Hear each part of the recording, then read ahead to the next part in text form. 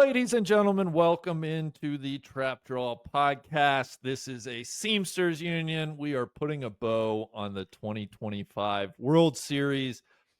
Holy cow, what a World Series it was. We have Tim Kirkjian calling it the greatest World Series of all time. We're going to dig into just what exactly made it so amazing. Before I do, let me introduce two of my regular compatriots in the Seamsters union. That's DJ Pyhowski and Chris Solomon. DJ, what's going on in Milwaukee today? How are you? Hey, I'm doing great, guys. Baseball season's over. We've officially entered watching movies at night season, which is, nice in a different way.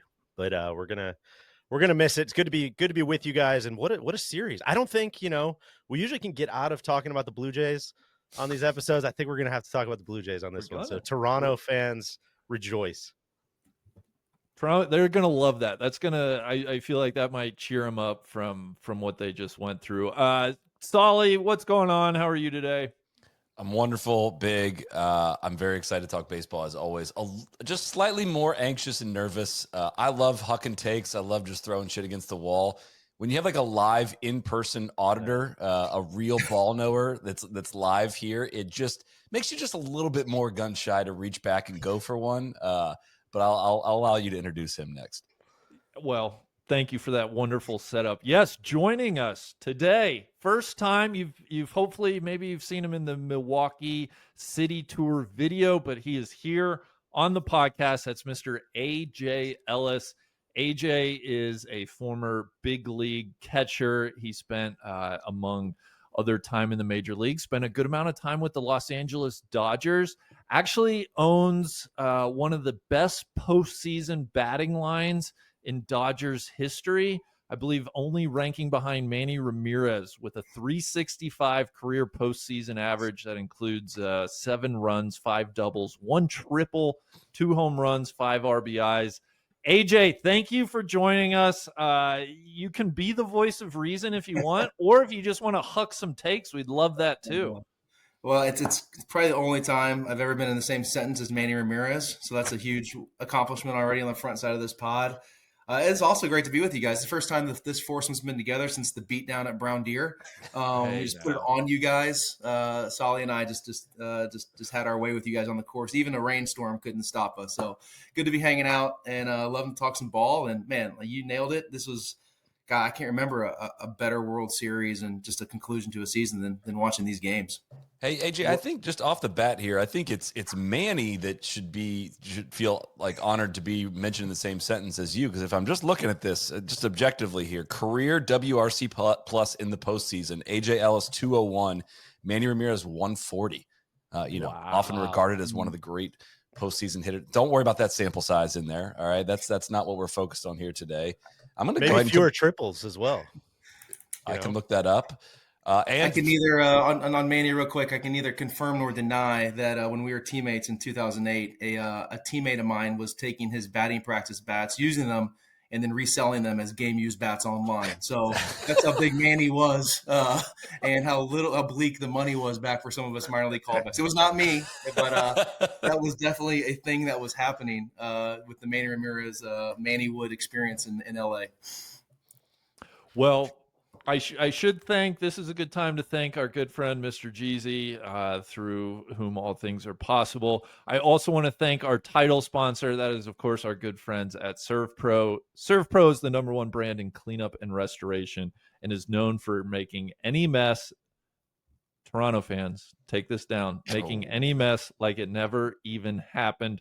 With over 2,200 locations nationwide, they're faster to any size disaster. Visit servpro.com or call 1-800-SERVPRO today. Boys, I thought the best way to talk about this World Series is I want to have just a World Series insanity draft. I want to go around and let's just throw out what you think are the most insane moments, stats, happenstances. I think I'd be curious what the first draft pick would be. And so to get us going, we're just going to go around the horn and I'm going to delegate. AJ, you get the very first pick. I'm putting you on the spot. In your opinion, what is the most insane thing about this World Series that we just witnessed? Oh my gosh. I think just the pitching dominance on the Dodgers end. Yeah, I know. It's like I went for it, right? Yeah. It's just, All right, What? AJ, to cut you off, Hold just on. real quick, we were talking. We got a new insane thing going on. Yeah, we were talking World Oh Series, crazy man. stuff. AJ's got a couple cell phones left over and numbers in his phone. Thought we try to reach out to somebody who was there to maybe shed a little bit of light and perspective on one of the most insane World Series we've ever seen. Clayton Kershaw, can you hear me? Welcome to the Trap Draw podcast. Hey, thanks for having me. Yeah, great to be with you, my Jeez, man. Vic's- Thanks for Vic's in a shave. Can you see the gray? Look at that. So much Hey, I gray. got some of that, Clayton. I'm with you You're here. good with company. the right crew here, my I man. know. Yeah, I'm part of the old crew now. Feels Yeah, good. welcome to retirement. Thank you.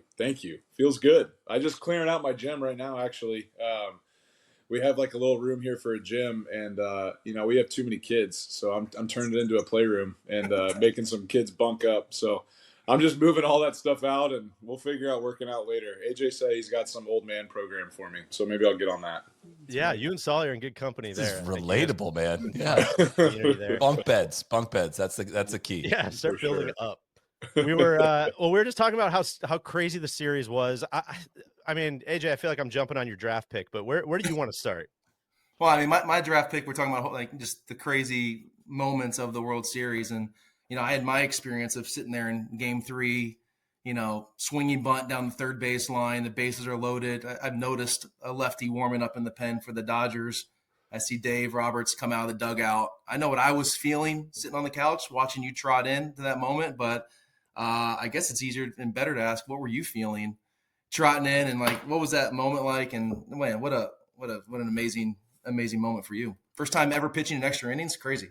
Yeah, thank goodness we had extra time in between pitching changes, because that's a long run, dude. I was gassed.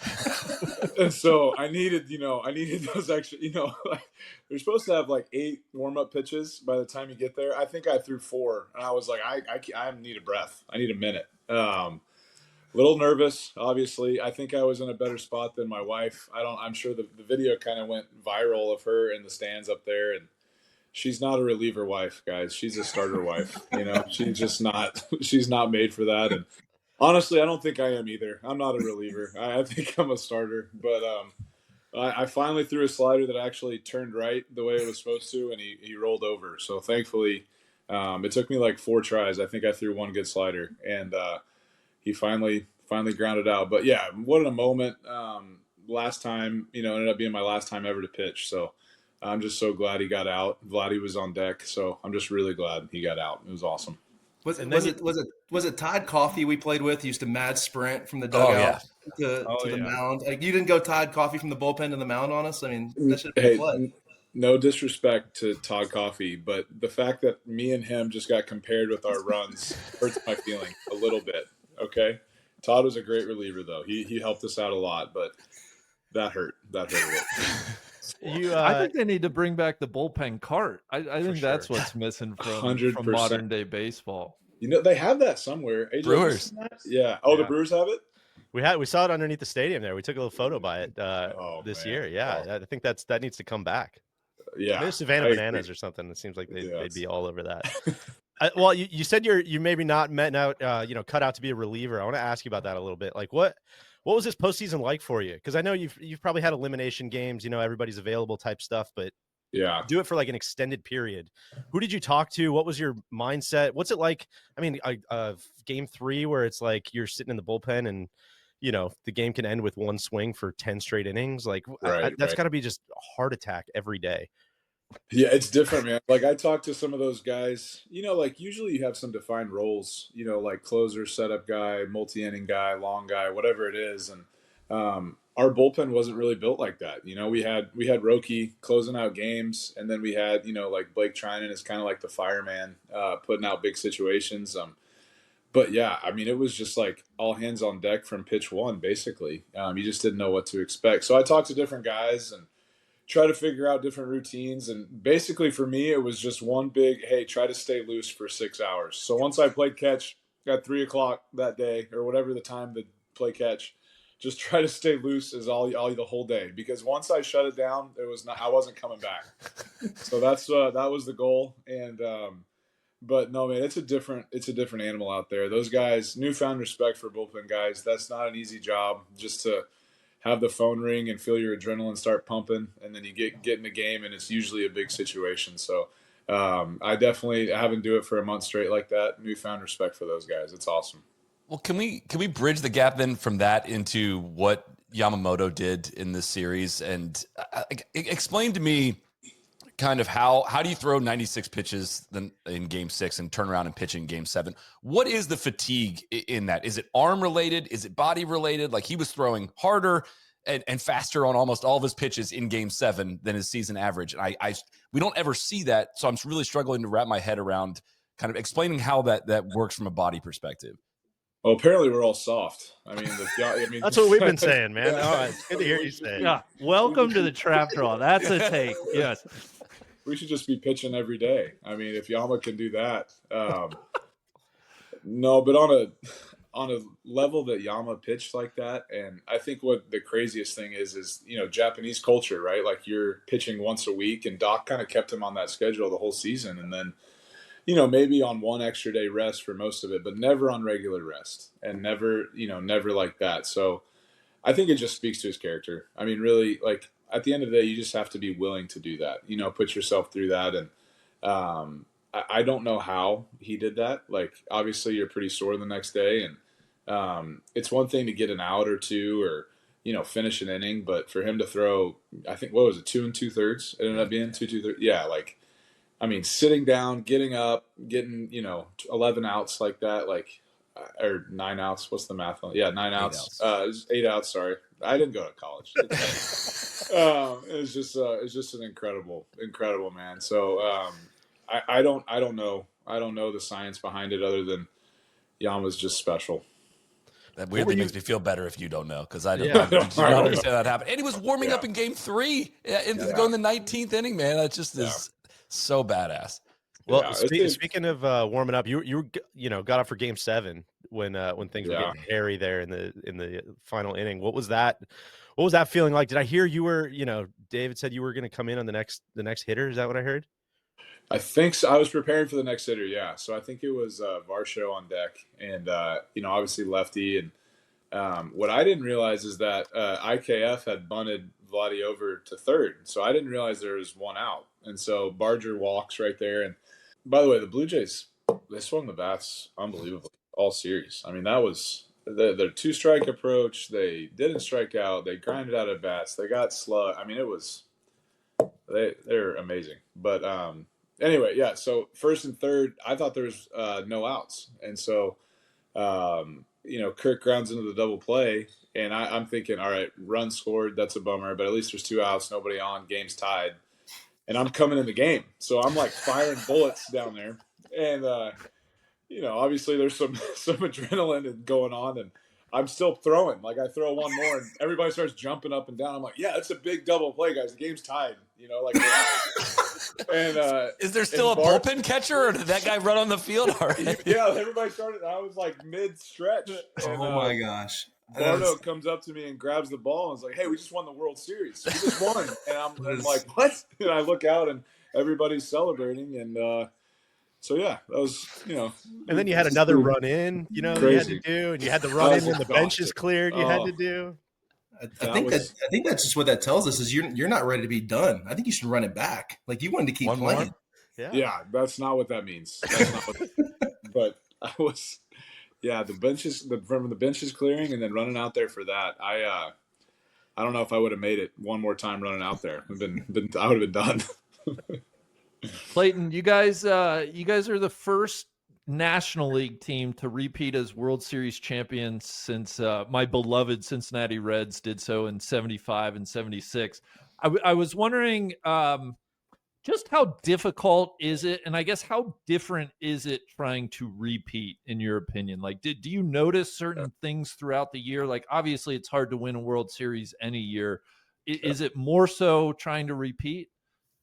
I think just the toll that the postseason takes kind of does carry over into the next season, and then we went to Tokyo, That's right. you know, at the beginning of the year. And so spring training was earlier. And then this next one, 2026, is the WBC. So you got guys showing up reporting early for that. So I think cumulatively, it's just a lot of baseball, and it's taxing. And so I think from that perspective, it is a little bit more challenging. And then, you know, everybody talks about, like, you know, having a target on your back. The Dodgers have a target on their back, but I don't think that's necessarily changed. I think, you know, we've kind of been, you know, we've continued to win divisions and be in first place in that division for a long time. So I think everybody kind of plays their best against us. And I don't think from that perspective it was any different. But I know position players talking with, like, Freddie, Mookie, and those guys, like, just the toll that takes to basically play 200 baseball games, you know, and it's just from that perspective, it's so taxing.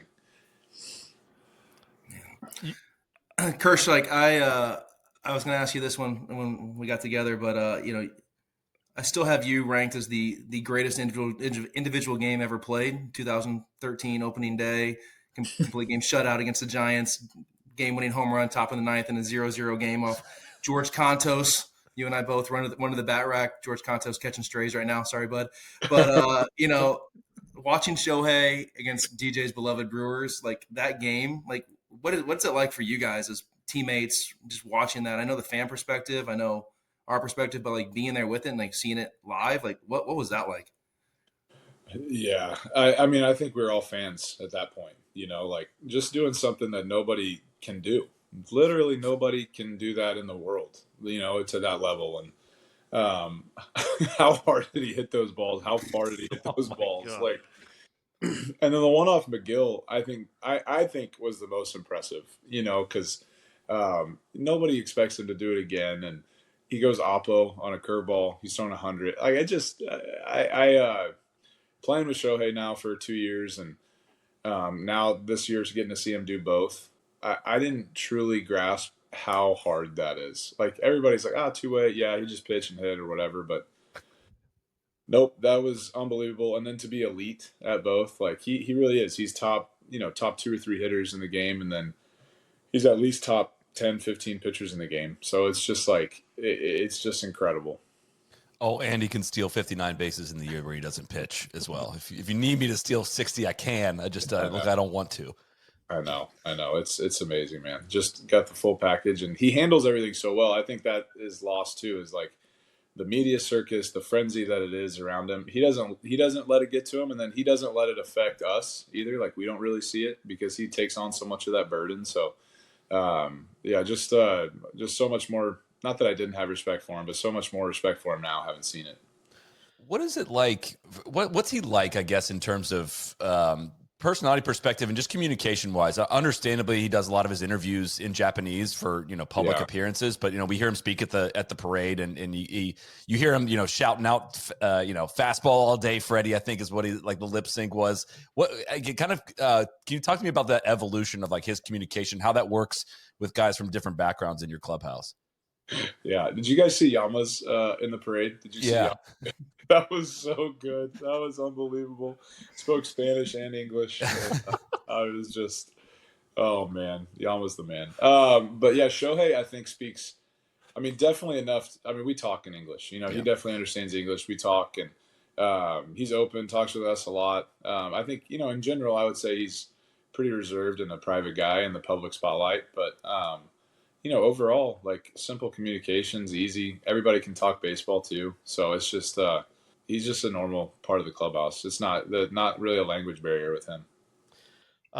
Watching some interviews and stuff, and just hearing you talk the last couple of weeks, it seems like you're very at peace with the retirement situation. You know, I've seen a lot of the tongue in cheek, you know, 88's not getting it done anymore. You know, it's time to get out of here. I'm curious. Yes. I mean, you're still a very effective pitcher all year though. And like, what was your process of getting to that point? Or what was your, I don't know how to say it. Like, what was your Michael Jordan fadeaway shot? You know, like what's that development been like the last year or so?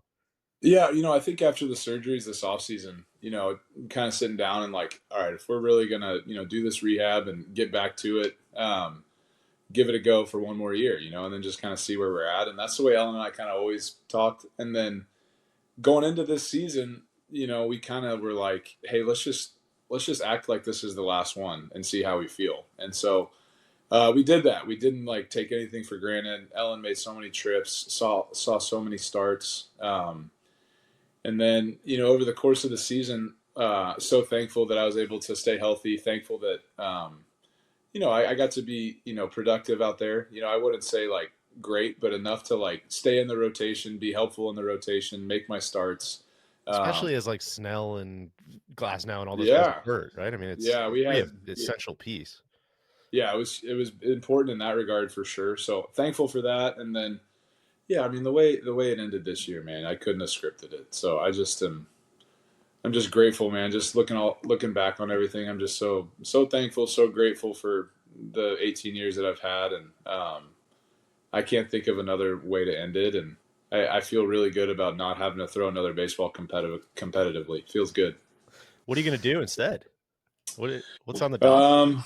Well, Ellen, I got another kid coming, so that's number 5. Congrats. So that'll be, that's a lot of kids starting 5. So I heard it gets easier as you get more. At some point that stops though, right? At some point the easier stops as the kids come. But yes, I've heard that too. And then AJ has all these pipe dreams about me getting good at golf. But what he doesn't know is that I think I got him right now. I think right now. Yeah, I thought that too for like 2 weeks, and I haven't beat him in like 2.5 years. Seriously?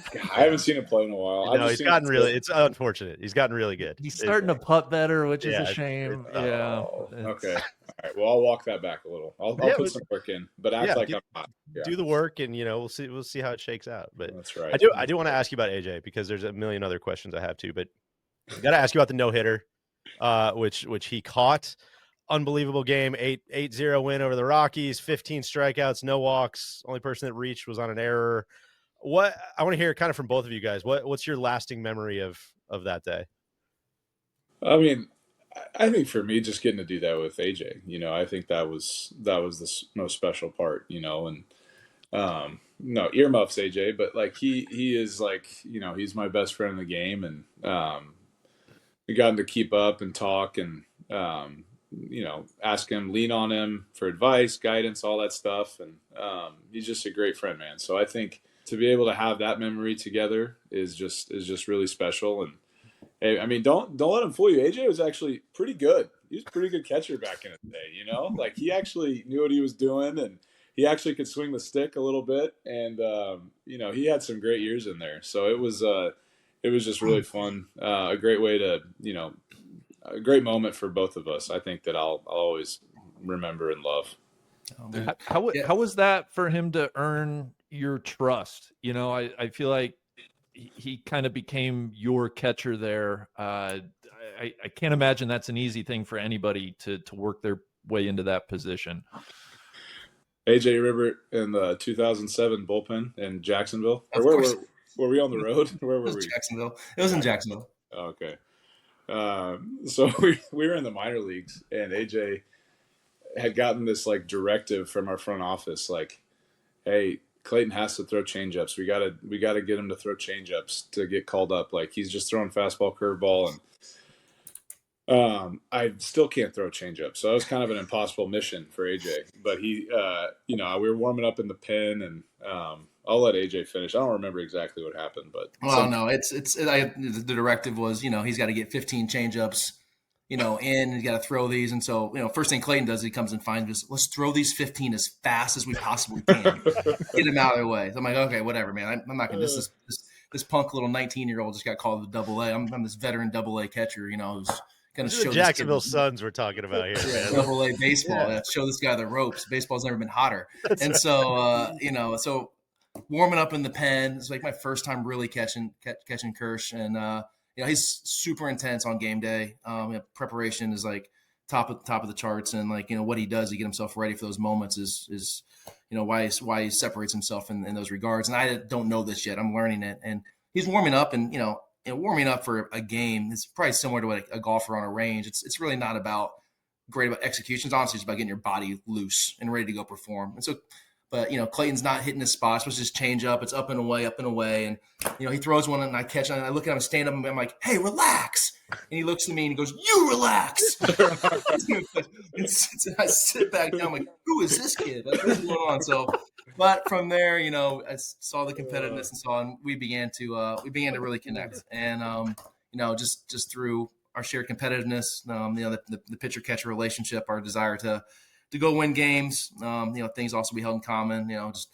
A lot of shared experiences, shared faith, family stuff. Our wives are very close, so it all just started to connect. And and we got to the major leagues. Clayton was there, obviously, a couple years before me. But when I arrived, we were able to form that pitcher catcher bond. And I think about asked about that no hitter, and it's Clayton nailed it. It's just doing it together outside of a couple a playoff clinching moment or a playoff win. Without a doubt, the greatest personal moment of my career, being 60 feet away from your best friend, having probably his greatest individual game of all time, and one of the greatest games ever pitched in the history of baseball. And so many of the just little anecdotes and memories of that, him dominating, and the Rockies start swinging early late in the game, and Yasiel Puig's first career 2-hand catch in the history of his game in right field there in the 9th inning. Things like that just helped me capture those moments. Clayton talked about my hitting. He was actually a really good hitting coach. I don't know, Clayton, if you remember, like all the advice you'd give me when I was in the slump. I'd come back to the bench. He wouldn't be pitching that day, and I'd sit down just so discouraged and disappointed, and sit down trying to throw my gear down. I'd feel Clayton, usually with his his really bad flip up sunglasses on, and a big wad of seeds in his mouth, and he'd sit down next to me, and Clayton, you would give the hitting advice that you would always impart with me. It was to this day game changing. Yeah, man. I mean, it's just like if the ball's away, hit it to right field. If the ball's in, you pull it. If it's down the middle, hit it back at him. It's not rocket science. It's pretty simple. Easy game. It worked. I know you got a hard out here, Clayton, but last question I have is, like, after Maddox retired, we got like a flow of secrets. Like, all right, now I can tell you about. I was calling pitches with how I was catching it. Give us something that now a secret you can let out now that you're going to be no longer pitching in the bigs.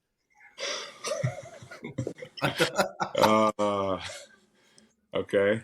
Let me think. Okay. I was thinking pitching wise, but if it's something different, that's... I don't have any secrets. I don't have any secret, except I threw a fastball first pitch of every game, and I've given up a lot of solo homers to lead off games. A lot of knocks because they knew it was coming, but I always threw a first pitch heater because I didn't want to be soft, and I shouldn't have done it, but I did it. I do need to ask you this one, because I know the early memories of our career and like together, like my visual of you is like pregame, like 45 minutes before. I mean, 100 degrees in St. Louis. And you got this big winter coat on that you would wear before every start. Like it was the thickest, oldest starter jacket coat. Yeah, and now you can't keep a shirt on. Like you are topless all the time. Like what is going on with you and like this toplessness that is like taken over the last like couple years of your career? It's slightly, I mean, honestly, it's borderline embarrassing, and I feel embarrassed for you. As a fellow dad bod, I want to know what's going on there. I feel great. You know why, AJ? I'll tell you why. First of all, don't call it topless. That is not, men are not topless. Okay, men just don't wear shirts. Okay, topless is not the right word there. Second of all, you know why I'm not embarrassed, AJ? Because this carcass, 18 years in the big leagues, okay? So this thing works, and this thing's fine, okay? It did exactly what it needed to do.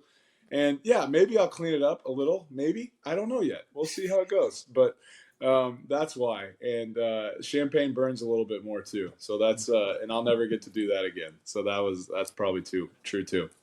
Well, Clayton, I know you got to run. Thank you so much for hopping on. This is a genuine thrill, man. Congratulations on it feels so trite to say congratulations on a career. Congratulations on all of it, man. Yeah, good job. Well deserved ride into the sunset here. It's been enjoy the rest. Enjoy not throwing a baseball.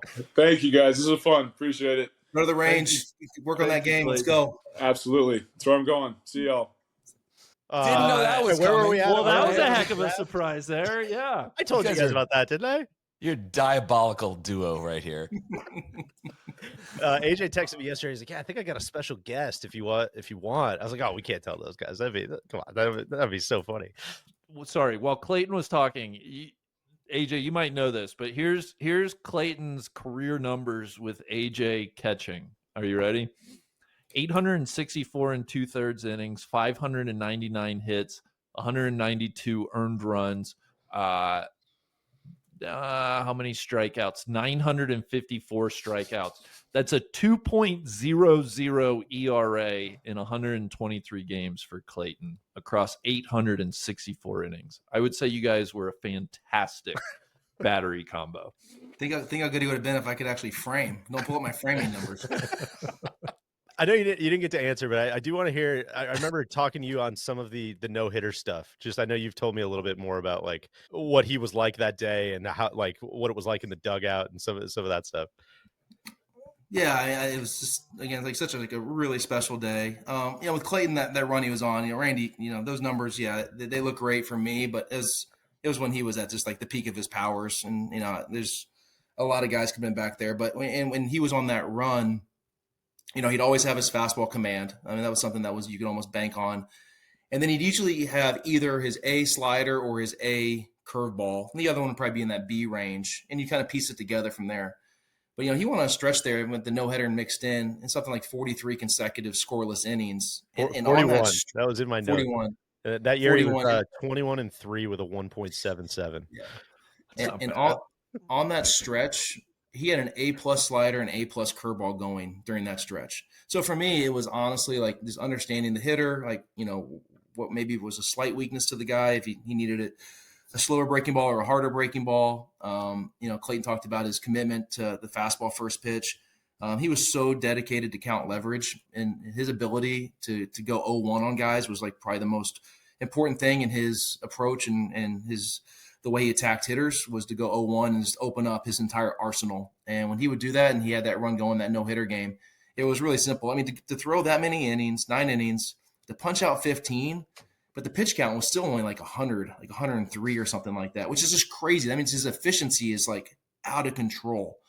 And Clayton, I caught him a year. I don't know if it was that year or another. It might have been 15, where he ended up striking out 300 guys.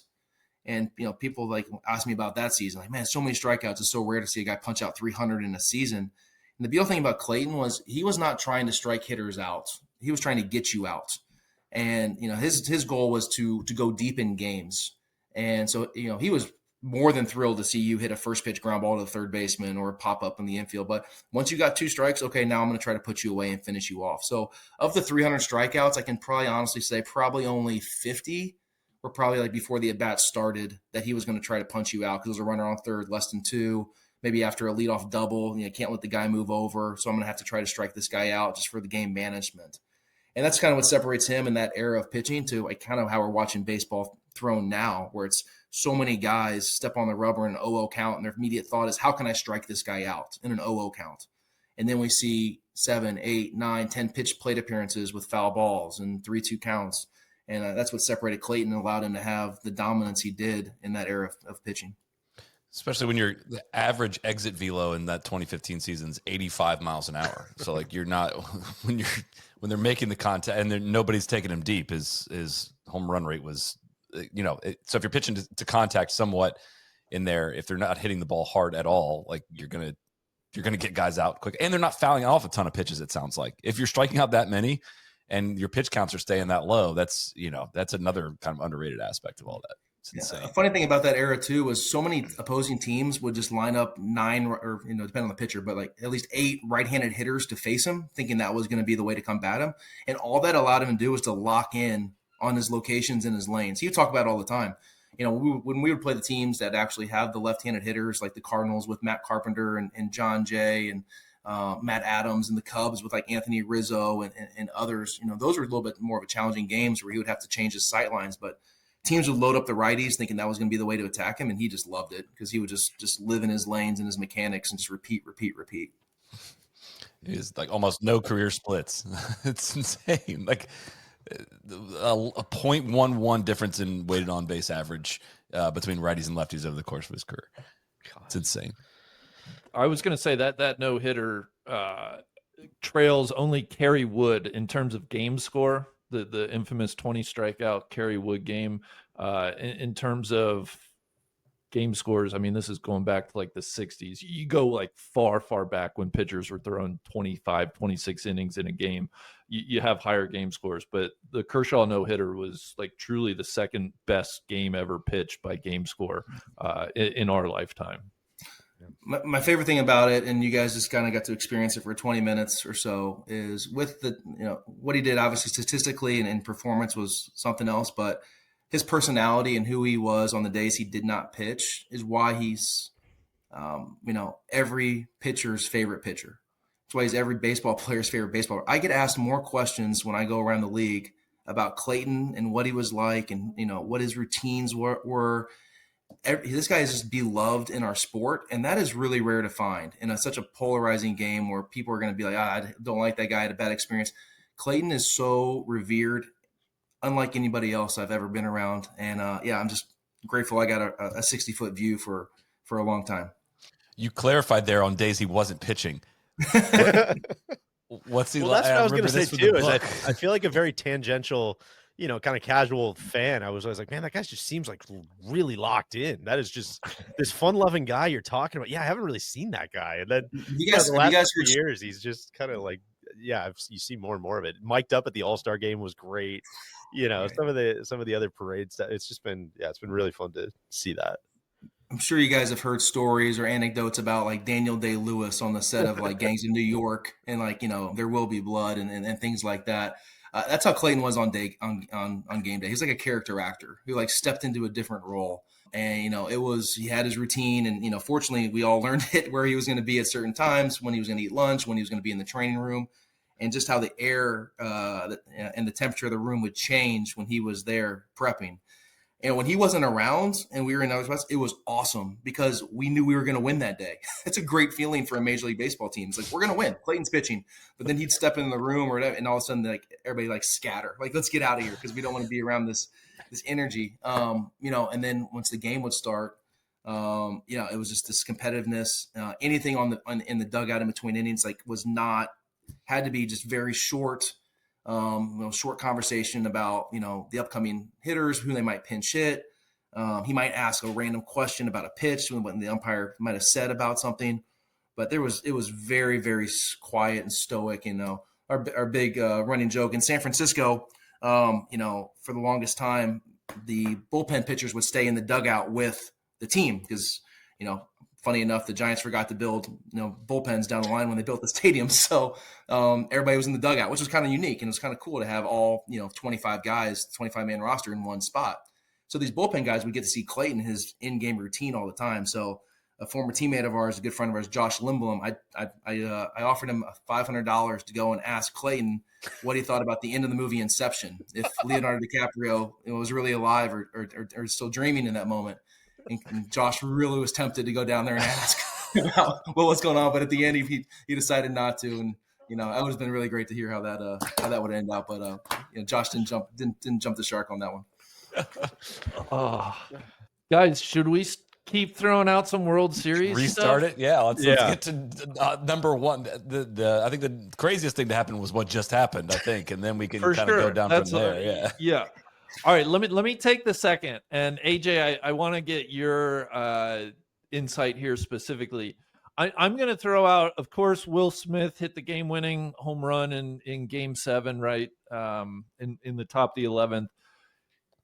He also caught every inning of this World Series, including the 18-inning Game 3, and then coming back and catching the next two games. Can you just talk about like how impressive that is and how difficult it is to catch any baseball game, let alone, go 18 innings and then come back the next day and catch 9? These guys are down on one knee now, though, man. It's what's crazy about playoff baseball. And I was very, very blessed to get a few games behind the plate in the playoffs. It's not just the physical toll, it's the mental toll back there of just making decision after decision after decision and what that's costing. And then knowing that any pitch you put down, could end a game and could change the direction of a game. So there's that mental stress. Oh, also there's a physical stress. And as you saw the Blue Jays on occasion, they get that runner on third base and now it's a ball in the dirt. And this just the filth that the Dodger guys are coming out of the bullpen, like it's just one missed block. And all of a sudden now you have that mental warfare you're fighting too. So for Will, to battle through that, the endurance he showed, and like honestly to still have the ability to step up and take quality at bats late in that series, beyond impressive for what he was able to accomplish. And that's why he's a multi-time world champion, and is cementing his spot as in that Mount Rushmore of Dodger catchers of all time, up there with some of the all-time greats. So it's what an amazing accomplishment, and something we probably won't see 7-game series with that many innings played again. So I think that's a record that will definitely stand the course of the test of time. Deej, you want to throw out a moment? Sorry, I feel like Sure. you're probably the one that's I'll throw one out. I was just thinking about the moments. I just kept shrieking on the couch during that whole game. Every time something would happen. And I think the one that I don't want to, the home runs are great. The home runs are fun. But the Pages and Kike collision catch in Game 7 off of Ernie Clement's bat, I think was like that was just can't be lost to time. What a weird moment that was. And can I add to that? Like, it looked like Kike almost lost the ball, or like his route was awful. Yeah, so I don't think he had any chance of catching that ball. And you saw Pages just essentially take over and like almost like little brother, like I got like this. A driving instructor who's just like, no, hold on, let me take it. Yeah. He looked like a corner that got beat, and then he also committed pass interference on Pages, who was going up for the ball. Like Pages had to cover 121 feet.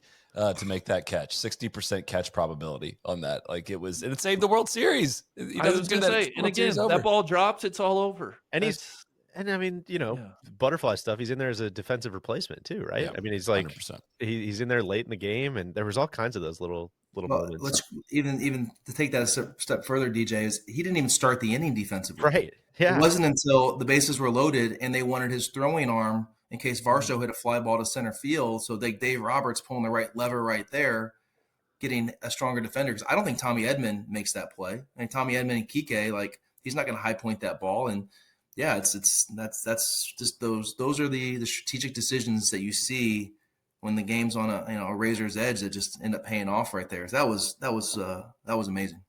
I can't believe this isn't number one of the most shocking and maddening things that maybe in the history of baseball. Maybe Isaiah Kiner-Falefa was 2 feet off of the bag on third base with the run that would have decided the World Series.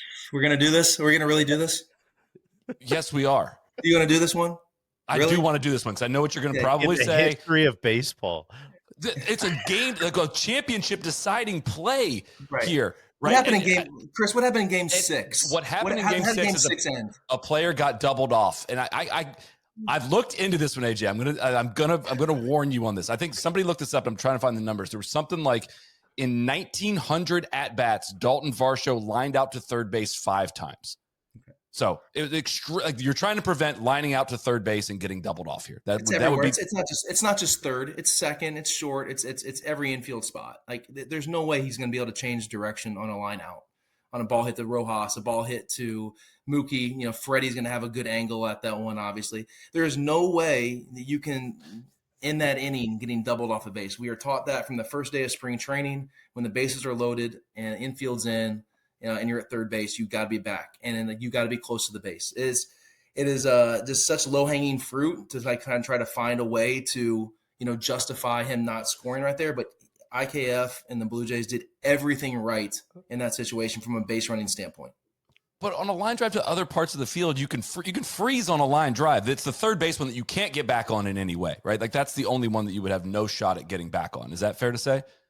That's probably the only one, but everyone's momentum on that play is no one's going to freeze. You're going to take a false step or two towards home plate, and your momentum is going to be going towards it. And if you're 5 feet off the base, that turns into 7, and you're not going to be able to scramble back to get back to third. So yeah, I know. There's the Blue Jays have been catching a lot of heat for that one, and what about sliding into home instead of running through it? So that's a great. That one we can talk about because that is something that is discussed a lot and during our our base running conversations with our players both at the minor league and major league level but it usually talk about more at second base than at home. An inning ending play at second to kind of run through second base and run through towards left field.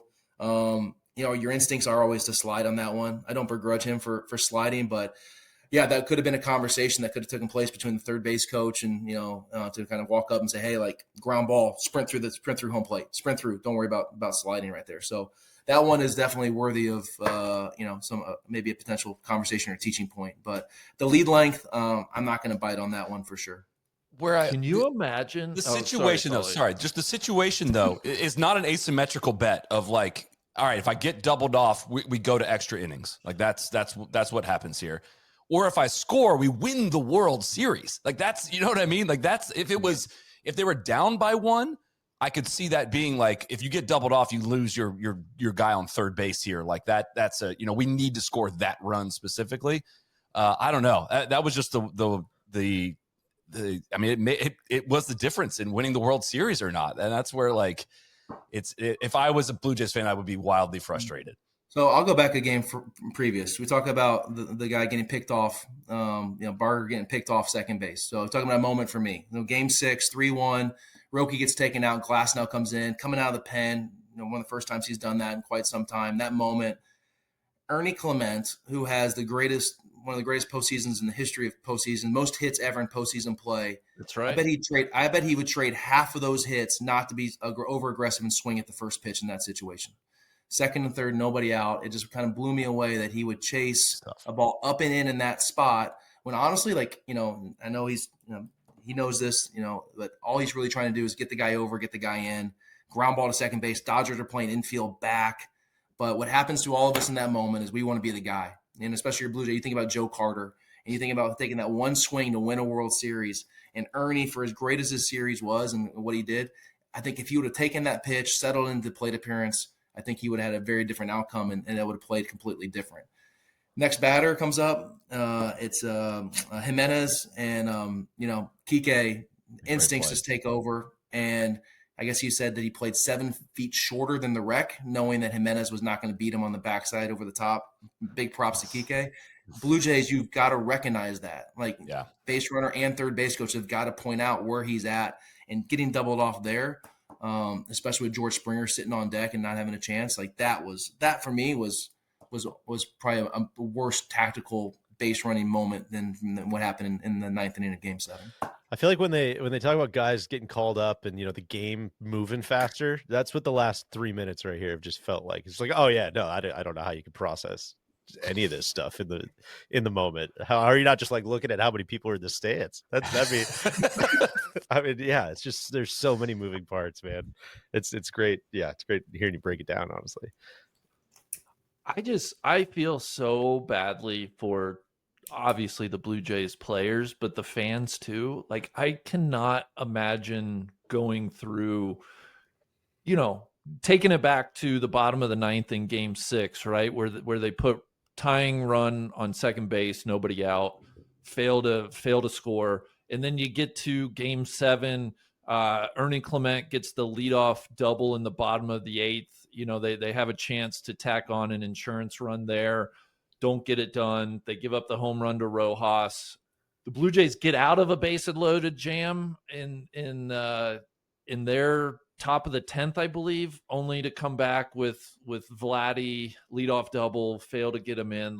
It truly, I can't think of a more excruciating experience than what Blue Jays fans have gone through. I don't know how you ever.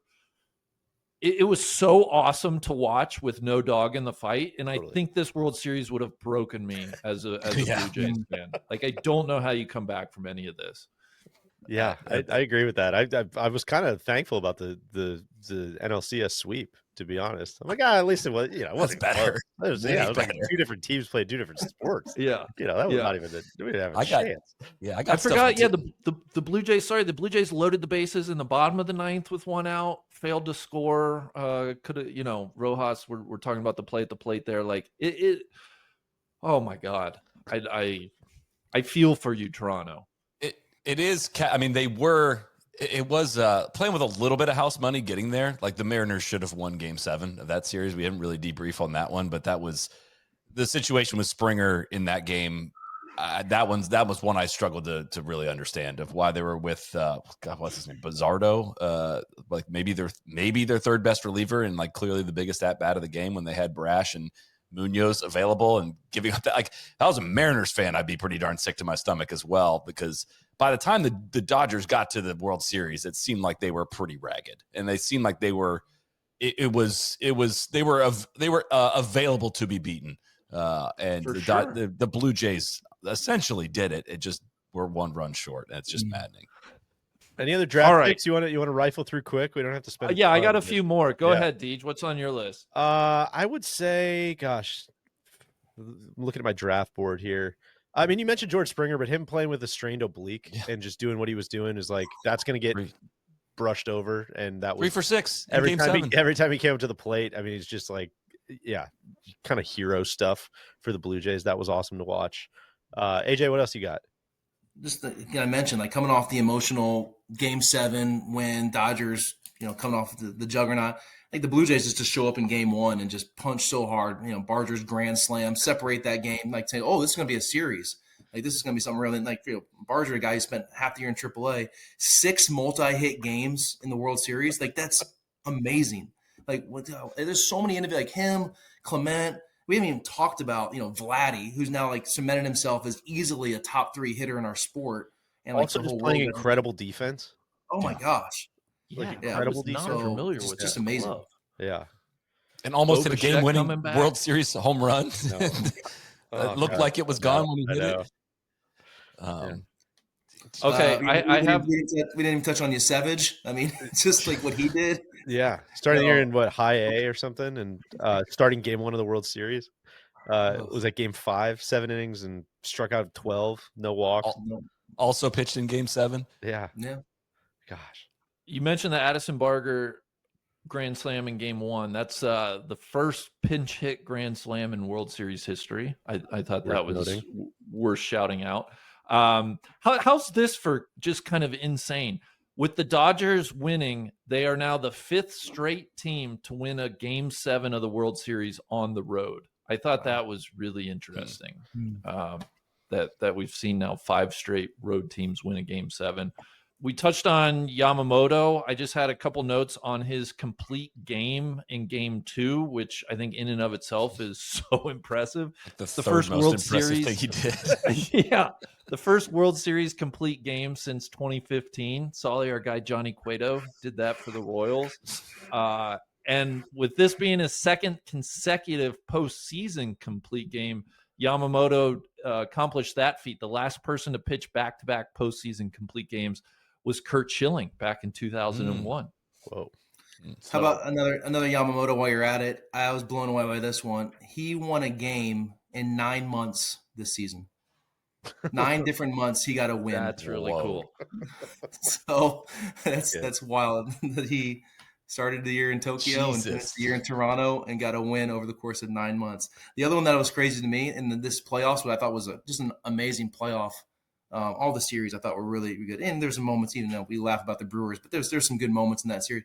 It's the only time, Game 7 was the only time that a team trailing entering the 9th won a game.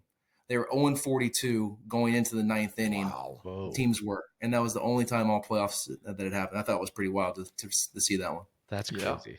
Do you feel like we should throw a mention in for Shohei Ohtani reaching base 9 times in one game? That was on my list. That was on my draft board as well. He 4 for 4 with 5 walks. He put up a 0.8 WAR in that game.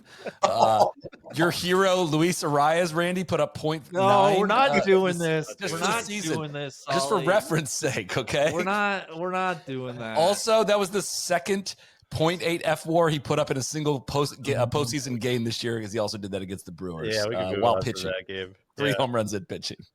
Oh my gosh. I know. It's just I don't know. I know, Cleveland and the Cubs was up there as far as World Series in my lifetime, but I feel like this is at the top of the list for me. This one's going to be very hard to beat.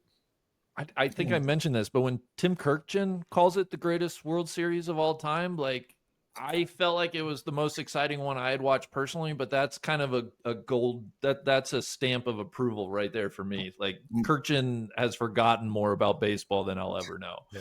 And what's good for our sport and good for our industry is I think I saw it's the most watched baseball game in over a decade. So people were tuned in, people were watching, and that's good for baseball right there. So it's good for the Seamsters union to keep having something to talk about. That's right. Well said. Well, on that note, let's talk about the upcoming labor dispute that might cancel the 2027 season. On that note, Randy, can you estimate the total contract value of the pitchers the Dodgers threw in Game 7 of the World Series? Total contract value. What do you think it is?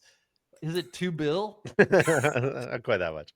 Not bill and a half? Get It's carried like, away. it's like 1.1 or 1.2. 1.34. It's 1,345,140,000. That's 700 for Ohtani, 182 for Snell, 136 for Glasnow, 325 for Yamamoto, and then just 820K for Sheehan and Gretzky. So I was gonna say we didn't even get And Roki in the wasn't game. even in the game. We Yeah. missed it. That's what I was thinking. Roki. Yeah. well, he doesn't have that big of a contract because he's not on. He's on like still the rookie, whatever. Yeah. Oh, that's the- right. the Was it different just a big structures. post? Wasn't there something though about?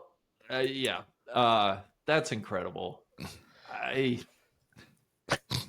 All right. Anything else from the Notebook, the World Series? Anything that we haven't?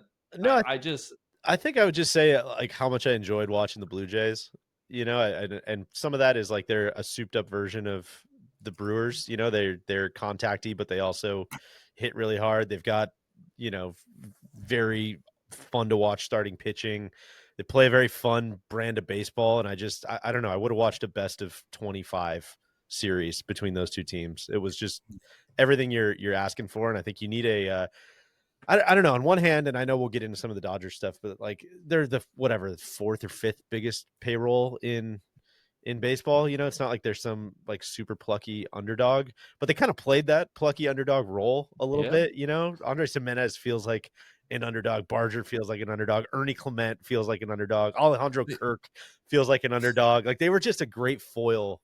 78.5 over under to start the know. season. Like that's the underdog part of it. Like it wasn't, and it was an impressive display of offensive power and defense. Like getting the defensive value they get out of the same group of guys that provide all that offense is really, really, really impressive. Like, you know, I wonder if they're you know kicking themselves just a little bit of could they've done just a little bit more at the deadline to shore up that bullpen. We were worried about the pitching coming in. And Randy, you've been saying this for as long as I've known you. There's no way Jeff Hoffman is can't believe it. And it ended up costing them the World Series with the Rojas home run. It's so tough. It's very, very tough. But I didn't want to put speaking of Blue Jays, I didn't want to put Clayton on a spot because you know a guy on the other dugout who him and I both revere and have so much respect for is our former manager Don Mattingly. Yeah. And for him, you know, 46 years in baseball, first time ever at the World Series to be that close to a ring, and just the way that I admire Donnie and what he did for me in my career, and you know what he did for all of us, and the humble superstar that he was. He was every little kid's favorite player in the 80s. Everybody had a poster of him on the wall, and you know the way he's handled himself since that, and as a manager and as a man in the game, I was one of the many reasons I was pulling for the Blue Jays. So you know. It's a tough one for him too, and you know hopefully he gets another shot to get back there. Speaking of little kids and posters and stuff, AJ, I wanted to ask you this: do you take any credit for all those 17 jerseys in the stands at Dodger Stadium? You know, famously, you've got to be the most famous number 17 in that franchise's history. Oh, I walked so Shohei could run. So that's what happened there with 17. What was your reaction when you saw that? I mean, was he 17 on the Angels too? I forget. Yeah, he was 17 on the Angels, and then you know when he Joe came Kelly over, was just like, man, come on, guys. So they gave it to Joe Kelly, and I like Joe Kelly. He's nice, but I felt like I was still in the Dodgers' hearts, like still like one of their favorite number 17s. You got Ralph Branca, you know, famous from the 50s, and then everybody knows Ralph. And then you got myself, 17, and then Joe Kelly. I'm like, whatever. Well, then Shohei gets up, and I don't know if you guys saw this was reported, but like when he took the team, he gave Joe Kelly's wife a Porsche. For number 17. And I'm still waiting right here. And I'm at that point now with my kids where I'll take a new Toyota Highlander. Like, I don't even need something big. Like, just give me something like that. But nothing ever came, and that's okay. And on occasion, I will get a text message from a few of my buddies who still work over with the Dodgers or somebody in the stadium, and they will find an Ellis 17 and they'll snap a picture and send it over. And So yeah, there's on occasion it's like, where's Waldo? You'll find a Ellis 17 walking around that joint, but no, it is Shohei'd up as it should be. This guy is, I mean, it's like all the comps that are out there you could think of is like think about Tom Brady throwing 4 touchdowns and picking off 4 passes in the same game.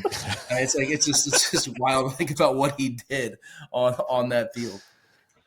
I mean, we said in our last episode, like, it doesn't feel like hyperbole to say Shohei is the greatest player of all time just by virtue of what he's doing. Like I just don't.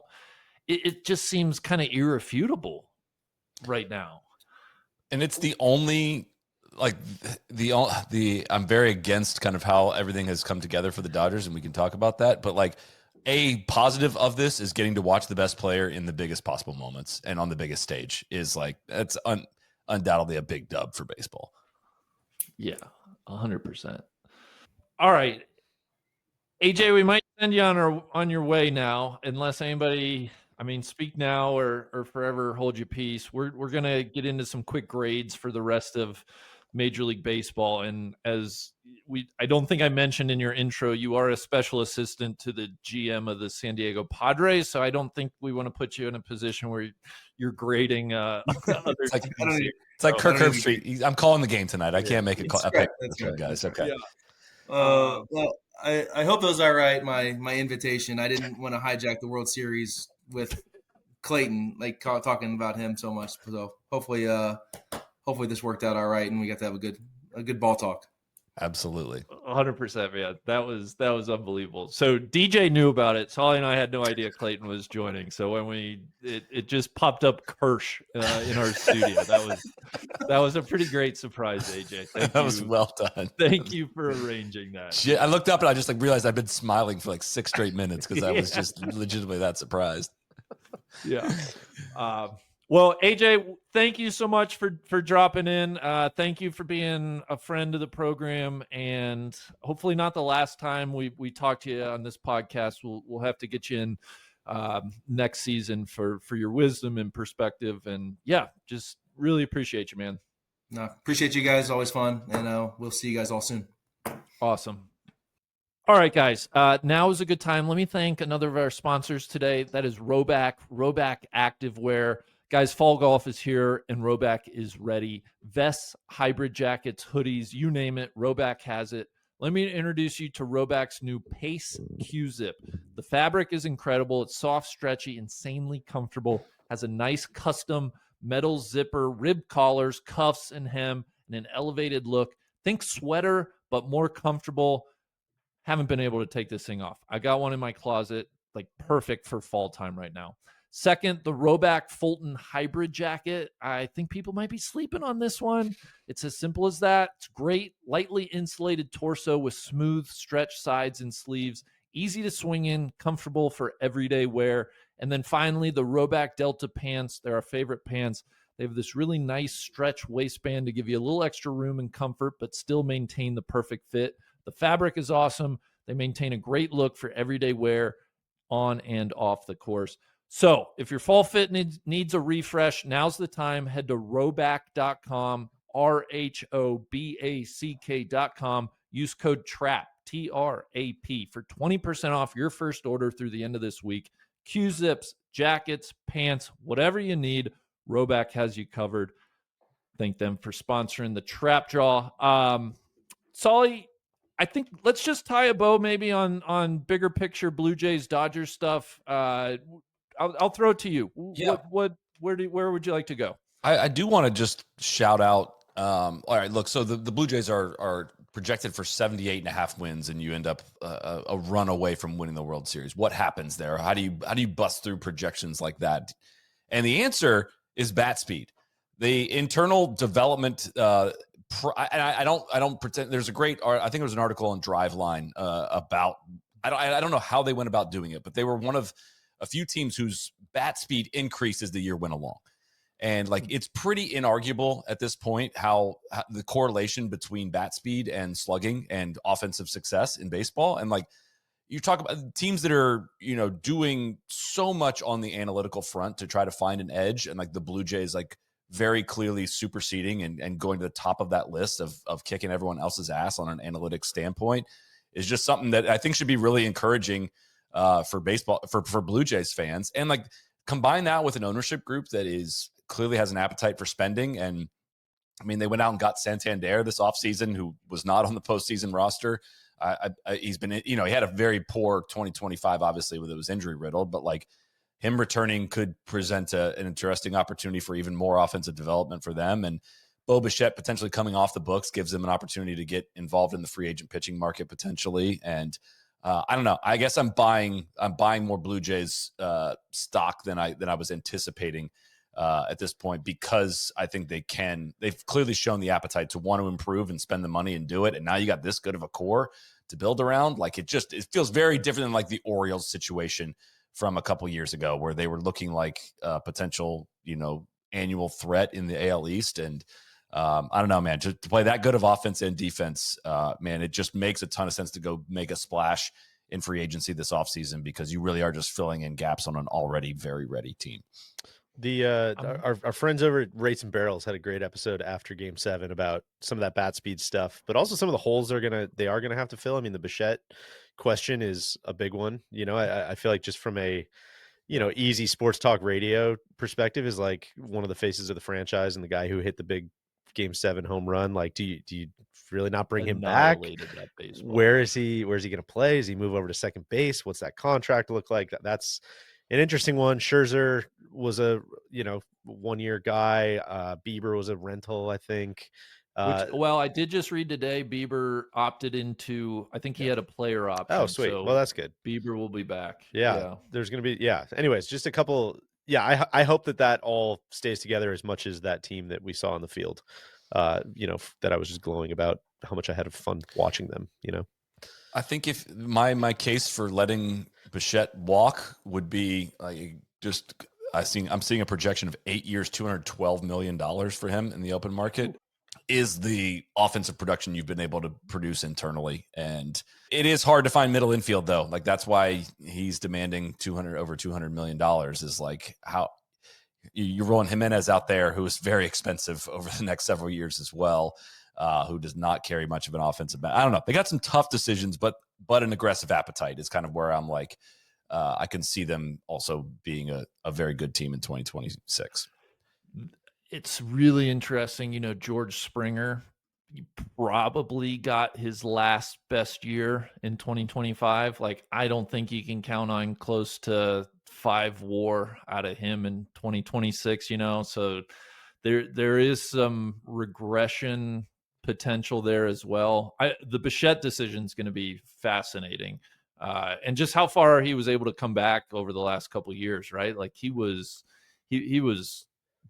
looked cooked a couple of years ago, and to put up the season he did was really impressive.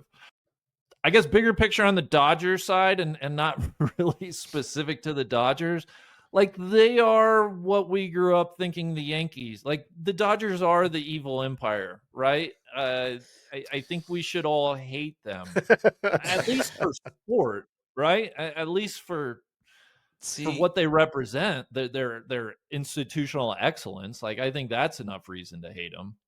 I'm a don't hate the player, hate the game here, Big. I don't, as mad as I am about all this, and I'm mad as hell. Sure. I'm not that mad at the Dodgers. Like I wish my ownership group was that aggressive in it. I'm for sure. So I'm not mad at them. I appreciate them laying bare the way to essentially bully people around in baseball, right? And the system that allows it. And it's complicated. It's not, it's not as simple as throw a salary cap on things and that fixes everything. It's not as simple as throw a salary floor and that fixes everything. And I've honestly tried to do some research into like, all right, explain to me why the NBA and NFL have a salary cap and a structure the way they do and why Major League Baseball is different. And it has to do with the players union and the strength they have. And like when the caps hit, those other leagues before kind of free agency became a thing in sports. And where I've netted out on this is like, this is obviously a very simplified version of a massive labor thing that's coming up that by all accounts is like, dude, this is going to be a massive problem. there's going to be missed baseball in 2027, and there might not be baseball in 2027. Which we're just talking about, like all the momentum baseball has right now, right? Since the pitch clock started, this World Series, like, God, it's the most baseball thing ever to miss games in 2027. So you got like 20 to 22 strap boys that decided to buy baseball teams and are crying poor. And you got like 8 to 10 C-suite teams that, like, again, like there's a battle between owners, and ownership groups on how this is going to go before it even gets to the Players Association. Again, that's all complicated, and like I'm not going to break all that down. I say this to say, here's what I think baseball needs. If I had to like print it out and put it in bold letters, is like, all right. And of course, I'm going to take the Reds here as an example. The Reds should have the right, like the NBA does and like the NFL does. And I understand that works kind of in relation to how their salary cap works, but the Reds should have the right to pay Ellie De La Cruz the most amount of money, right? The Dodgers should not be able to pay Ellie more than the Reds can offer. Like that, I don't care how much the Dodgers end up spending, but like you got to give the small market teams incentive to be in the game. So if you were going to let Ellie finish out his contract with the Reds and he goes on the open market, there's a 0.0% chance that the Reds can compete financially with the Dodgers, or should. Like they're not playing the same game. Like the Dodgers revenue versus the Reds revenue, they're not even playing the same sport. So if you are, the reason why you see NBA stars. Do you want to know those numbers, by the way? Because I have those all pulled up as far as revenue versus what they're spending on players. Sure. The Dodgers revenue $752 million in 2024 revenue coming in the door. The Reds revenue $325 million. So a gap of whatever that is, $420 some million. More than the payroll of the Dodgers. Yeah, right. So, and again, like baseball needs to decide if they want to be competitively unbalanced, which they have been for basically most of its modern history, or do you want to give the regional and smaller teams a chance? And like it sounds like the smaller team owners are saying like, no, we don't want to play in your crooked system anymore, and we can hold out, and it doesn't hurt us to miss games as much as it will hurt you to miss games. And so we're not going to go down with this. And then like, that's before it even gets to the players union, who is like adamantly against a cap. So something's got to give, right? You got to, a problem with the players union on MLB is like, it's run allegedly by the star players more than it is the rank and file. So, the people that lose the most here are the potential Juan Sotos out there that get $800 million, 765, whatever it is, in free agency. And it's not like a bunch of them backup middle infielders hold a 1-to-1 vote with somebody like Juan Soto. It's not what it sounds like. Again, I don't pretend to know all of the inner workings of the Players Association, but all that to say, there's going to be need to be some changes in structure of how long you control players. In all likelihood, players are going to need to get to free agency faster for this to work. But again, where I net out is like, I just think that you should incentive, like you create with a system like this in play, you create incentive for small market teams to spend the money. Like as of right now, I don't blame the teams that much, because incremental value you're going to get from shelling out hundreds of $1 millions to Bo Bichette just is not there. Like they're just eliminated from the conversation. It's like the same 8 teams that are going to contend for all of these guys. And yet, I mean, what do we reasonably expect baseball to look like post labor negotiation, right? Like, I still don't think that we're going to see a salary cap or I still think it's going to largely net where it is today, I think, but I guess who knows? Yeah, I have no idea. I'm that's kind of, I think, the offseason plan. I'm sure there's gonna be a lot of writing and thinking and reporting and trying to explain this a little bit better, because I'm like you, Solly, where I'm like, I do truly see both sides of it, and I see why the Grand Canyon has existed or has come into existence. And I'm just like, yeah, I don't really know how we fill that in. I don't have a ton of great ideas on how to fix this. So luckily there's a lot of much smarter people than me working on it. I do like, just on the, I was trying to read up on kind of like the Dodgers argument of like, what is the argument that they're not the evil empire, Randy, whether I believe all of this or not. I think it's interesting to think about. I do like that they're a team that, yes, they make more money, but they're also investing a bigger share of that revenue. It's not like they're just skimping by like a little, 10% above what they need to do. Like this graph that I was referencing that I really like is it's just what's your entire 2024 revenue and what's your entire 2025 payroll plus the tax you have to pay above and beyond on that, competitive balance stuff. And the Mets lead this, and the point is like, what percentage of your revenue are you putting directly back into your players, not into your pockets or into anything else or whatever. The Mets reinvested 90% of their revenue from 2024 into payroll in 2025. You can guess where a lot of that went. They're obviously number one. The Dodgers number two at 73%. Our beloved Brewers and Reds are hanging out down in the 40 to 42% of revenues reinvested into the team. And so I think the case that a lot of the haves make is just like, you guys have this money. You can spend more to fill out. Yeah, you might not get Juan Soto, but you could get a better bullpen. You can work on raising your depth at third base. You can work on that. But then, Solly, I'm guessing, and this is where I'm like, man, I'm not an economist or a labor expert. Like, it's probably just going to push the floor up on some of that stuff too, because the dollars have aren't linear more too, exactly. Right? It's not linear in that regard. Like, honestly, like you have to. If I'm the owner of the Reds and they're treating this, and the Brewers, honestly too, like they're treating it more like a business than they are like Totally actively trying. If the Brewers were trying to win, like doing what they needed to win, they would be in play for Bo Bichette this offseason. They would be in play for Framber Valdez. They would be in play for massive players that can like immediately add 4 to 5 wins in theory to your roster and give you a great chance of winning the World Series. But like they're running this like a business and saying like, if I spend 200, am I going to see 200 more million come in through the door by signing Bo Bichette? Like, no, I don't. Like, there's a minimum you need to spend to prevent people from like actively, creating like an Oakland A's situation. But if I'm the Reds, like, I'm surprised they're not even cheaper. Like, they're a cheap group of fucks, and I can't stand them. But I'm surprised they're not. Why spend the money on Jeimer Candelario if you're trying to make money? Like, why do that? It just becomes like. Well, you see that with some of the teams even farther down the list. I mean, the Marlins revenue. What did I say the Reds was? The Reds brought in $325 million. The Marlins brought in $317. So whatever, $8 million difference in revenue. 139 of that went out for the Reds, and 86 of that went out for the Marlins. And so like, that's just there's who you're talking to right there. It's just like, oh man, what are you talking about? Compete for the division. Like, look at this business I'm running here, man. This is great.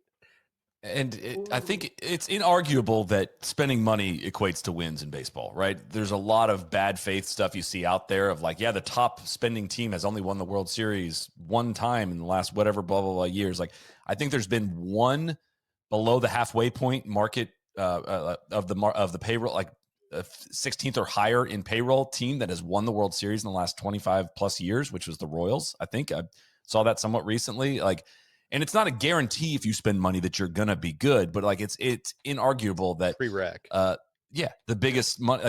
the biggest money teams have way more regular season success and have way more postseason success, and there's almost a minimum threshold that you need to spend to be a serious competitive team. Yeah, taking it back to the Dodgers for a second too. I mean, this was my kind of Brewers perspective on it, I guess, because there was a fun stat going around. The Brewers beat them, they were 6-0 against them in the regular season, and yada yada yada. Like that was a big fun rallying cry before that dumpster fire of an NLCS. But it's just funny seeing like what like the salve that money can be when all of those injuries, like the injuries that derailed the Braves, or I don't know, like Houston to an extent, like the injuries that kind of like derail some of these other teams. Like the Dodgers got all those injuries too. It just didn't matter. Could withstand them. That's the part that is most frustrating. Yeah, and some misses. Like, the regular season is just like, well, let's do enough to win the division. We don't really need to redline the engine on any of this stuff. I mean, we're talking about like not talking about directly, but Kershaw filling in for a lot of that $1 billion of pitching that they had signed. Was like, yeah, the guy that's filling in for you is Clayton Kershaw. Like the Brewers had those same injuries, and they're picking up dudes from UW Milwaukee to try to like get each some innings, and it's like that it went really well, but it's like, God, it could have gone horribly as well. And so it's just, I don't know, that's another whole element of this too. So, yeah, They missed on so many bullpen signings specifically, and they just covered it in the playoffs with all their starters. Just brought in the starters to pitch more. So I don't know. It's weird, man. It's like baseball franchises. I've struggled a way to describe this, but like almost are their own institutions more than like Major League Baseball is like a league. If that makes any sense, like the interest is so regionalized, and you tune into your local network to watch your team play the 162 games and are not casually tuning into a lot of other games. So like I don't know what MLB's interest is in creating the most competitive possible structure, right? I mean, that's the part where like the other owners are going to have to hold out. Like the Strat boys are going to have to hold out before coming to an agreement. Yeah, and just to reiterate, you layer on a players union that is among the strongest unions like anywhere in the United States, and it's going to be unbelievable if they somehow get the players union to go along with something that the express goal is to bring more parity across baseball. And even to that, I don't know. Again, I have a lot and you more. do see stuff where there is more parity in baseball than I think people realize.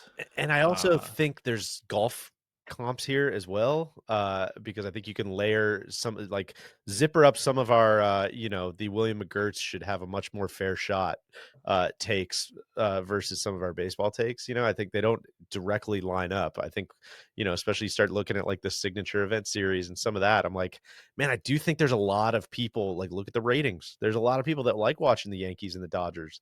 There's a lot of people that like watching the Blue Jays and the Dodgers. There's a lot of people that probably would argue that dynasties are good. There's a lot of people that would argue that, I don't know.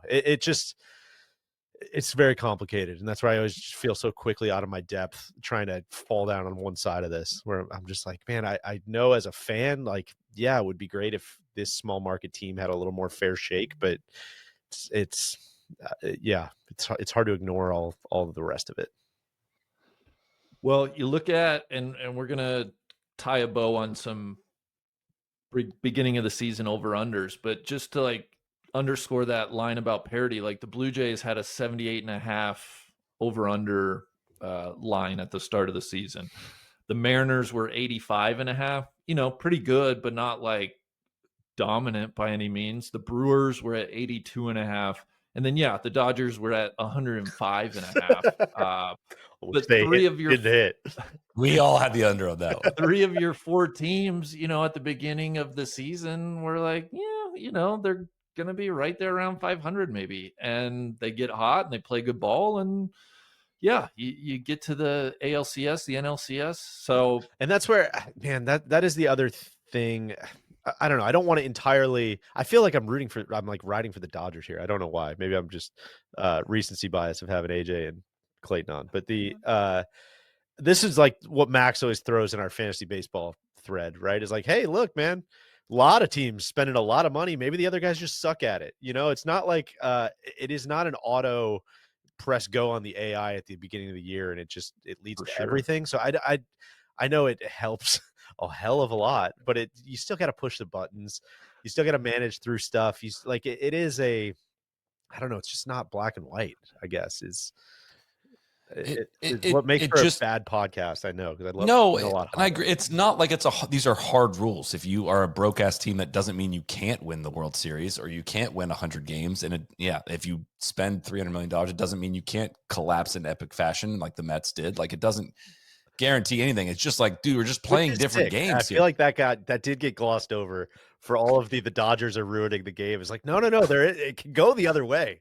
Let us double click on what happened to the Mets here. The coming down the stretch, like that. I think that's what makes the Dodgers hateable. Is like, not only do they have bottomless pockets, but like they're smart, super confident. That's a tough combo. And if I'm being honest, man, like pretty likable players. We've said this a bunch, but I'm like, what are you gonna go hate Freddie Freeman and Shohei and Teoscar and Kike Hernandez? Maybe like the most fun player to just root for ever. It's it's just find ourselves at a sticky spot, guys. I don't know. I think. There's probably a fair amount of fans of big market teams listening to this, just being like, just play better, guys. It's like, well, dude, let's take away your superpower and see how it goes. Like, let's see how much you love this game. Let's see how much you can ride out a 162 game season on a $150 million payroll, and just see how much you like it. Like, let's see. Like, Phillies fans, I'm sure you love watching Bryce Harper. Like, that's really cool. That happened because you have a lot of money. Like, that's great. We will just want a fair shot at these dudes. Like, we just want to, we want a level-ish playing field. Like, there's still going to be advantages. I don't think you're ever going to get rid of the advantages completely, but it's just got to get straightened out a little bit. Like, it's trending the wrong way, and it's unsustainable, I think. Yeah. Well, I know we'll talk much more about it. So let's story as it develops. Yeah, we are. You can bet we are monitoring this situation closely because, like, again, of course, I'm tying this all back to the Reds, but the Reds just made the playoffs. Should be a great thing. Like, should be like, oh, right on the verge of like maybe something good. Ownership group said payroll is going to be the same for next. We're not going to try to get better. And like, yes, do I hate the ownership? I do. Yeah, like I do, but that's a insane thing to just come out and say, no, we are basically not trying to improve. Like, we're not going to be exchanging our dollars in exchange for players to improve our team. And it's so discouraging for me. All right, I'm not going to watch 162 games next year. I'm just not. Like, I'm so discouraged. Man, you know who's going to be in need of a young shortstop? Where are you going to go? Where are you going to go? You know who's going to be in need of a young shortstop is the world champs. Maybe now's your time to sell some of those magic beans. Oh God. All right. Well, let me thank our last sponsor, and then we're going to get into some over-unders. And it's a good sponsor for this. FanDuel. Today's episode of the Trap Draw is brought to you by FanDuel. Thursday Night Football continues to deliver, and FanDuel's keeping the energy up with their $2 million Thursday Night Football jackpot. Place an anytime touchdown scorer bet using your profit boost, and if your player scores the first or last touchdown of the game, you'll earn a share of the $2 million in bonus bets. This Thursday's game is my beloved Broncos against the Raiders. I was looking at some anytime touchdown lines. I'll throw out RJ Harvey at plus 200 as one that jumped out to me. If you like any, head to fanduel.com/no-laying-up to download the app and get started. FanDuel, an official sportsbook partner of the NFL. Must be 21 and older and present in select states, or 18 and older and present in D.C., Kentucky, or Wyoming. Opt-in. Must apply profit boost token on select market. Prize pool to be split equally among all eligible participants who made the correct first or last TD pick. Bonus issued as non-withdrawable bonus bets, which expire 21 days after receipt. Restrictions apply. See terms at sportsbook.fanduel.com. Gambling problem, call 1-800-GAMBLER or visit rg-help.com. Call 1-888-789-7777 or visit ccpg.org/chat in Connecticut. Solly, you were keeping tabs on our over-under predictions from the beginning of the year. Some big picture takeaways. How did things shake out for the crew? DJ went 19 for 30. He was our leader. He had 19 hits, 11 misses. Randy had 18 hits, 12 misses. I went 50-50, which I will stand by because I picked like 21 unders, something like that. I hated every team prior. All right. Had some misses. I knew we weren't going to do well overall. Most of them did not win the World Series. Most of them did not. We could highlight some very big misses, some narrow misses. The biggest gap, the Braves had a 93.5 over under. They finished with 76. Only Randy hit the under on this one. Me and DJ had the over on that one. I think we picked them as our non-Dodgers World Series champions. Yeah, we did. But I would have taken the Dodgers, Deej. Yeah, but I would have taken the Dodgers, so I would have been right. Yeah, that's not good. Maybe the Rockies were 59.5. They won 43 games. I was the only one to hit that one. You guys were big miss. Yeah, we were bullish on the Rockies. We got to see them up close last year. The Rocky fever. Yeah. My Twins projected for 83.5. They won 70. I was love the only this one. God, that makes me and blew up. Everything's right. Blew up the rig along the way. We all hit on calling unders for Dodgers, Orioles, and Mets. Those easily cleared the bar. We all missed the Diamondbacks. We all went over on that one. And then we all hit. What was theirs? They tried to make it interesting at the end. The Diamondbacks were 86.5. They only won 80. So They have to be among the most disappointing teams, right? With the Diamond, I mean, I guess we were just talking about the Braves, and they were our pick non-Dodgers World Series. But I am disappointed that the Diamondbacks their pitching not was a good atrocious. year. Corbin Burns getting hurt was not good. They sold at the deadline, then they found themselves like a game and a half out with just a few weeks to play. But that was again more of the Mets than anything else. But Pirates and Rays, that was easy unders that we all hit on. We all got pretty lucky around that. The closest rides were Royals, Astros, and Giants were all really close to their over-unders. The Royals barely went under. Astros and Giants barely went over, and we all hit on all of those. Highlighting some all misses, we all had the Mariners as an under. Yeah, that's tough. They went 4.5 over the 85.5. We all hated the White Sox. They're 54.5. They won 60 games. We all missed that one. We also all missed the Yankees, 88.5. They won 94. That's your fault. You were whipping us up with all your anti-Volpe propaganda. They still weren't good, so I don't regret. It's another one of those under misses that I don't regret. It was more of a statement. The record's not wrong. The record's wrong. I'm not wrong. Yeah, they were not good. I'm fine with.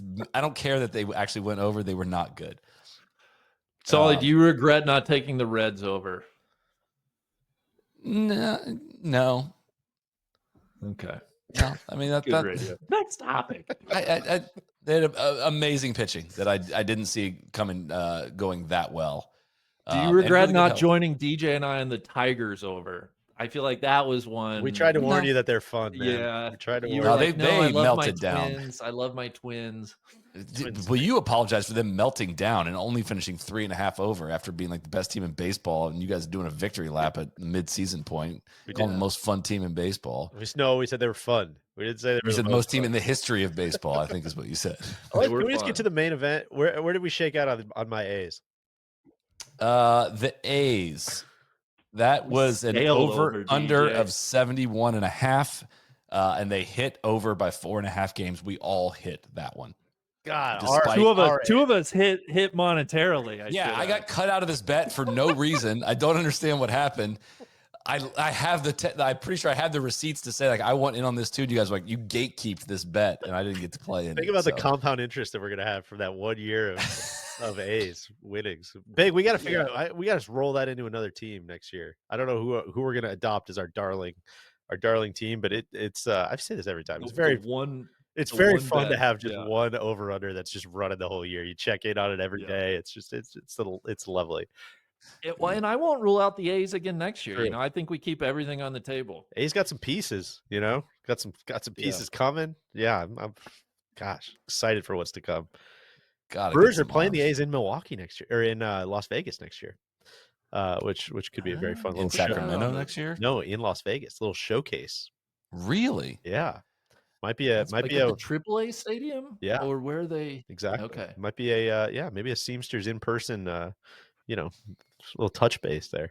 Do want to highlight, if you guys are going to bully me a little bit, Randy, you had the Brewers under that missed by 14.5 games. Hated the Brewers. We all missed the Marlins by 15.5 games. I'll express some regret on that one. Yeah. That was very dismissive at 63.5. Probably should have paid a little closer attention. They might be the most fun team in baseball. I was just going to say that you can put the fun label on the Marlins.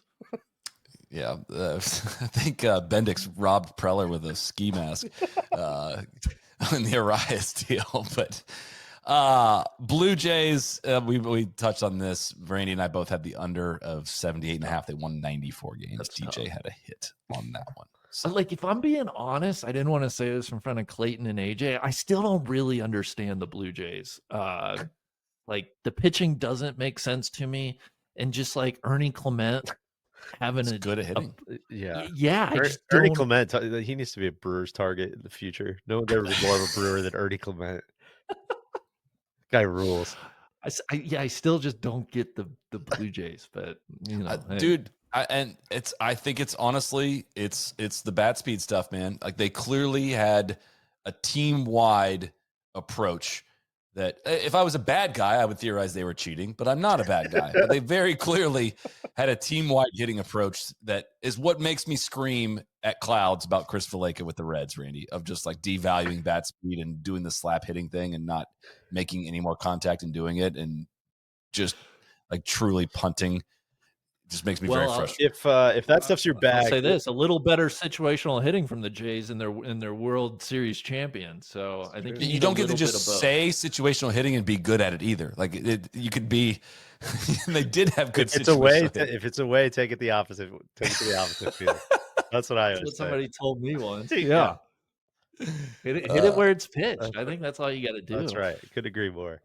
I mean, Jays were from July 1st onward the best offensive team in baseball and the best defensive team.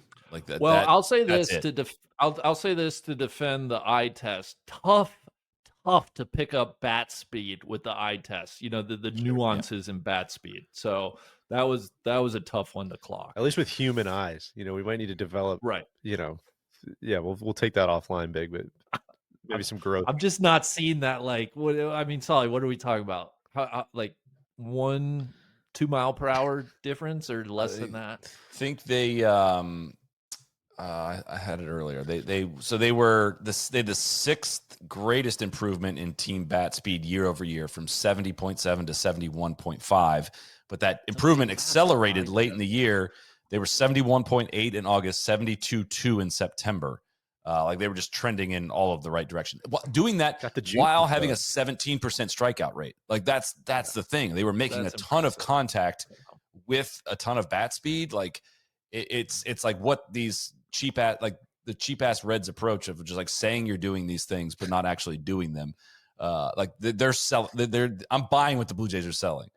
Yeah, if this stuff is your bag, again, go listen to that Rates and Barrels episode after Game 7. Really, really good stuff from those guys as always. Guys, anything to close out the episode? I'll toss this out. I recently watched Who Killed the Montreal Expos on Netflix. Oh, haven't watched that. I thought it was good. Yeah. I think it's worth a watch.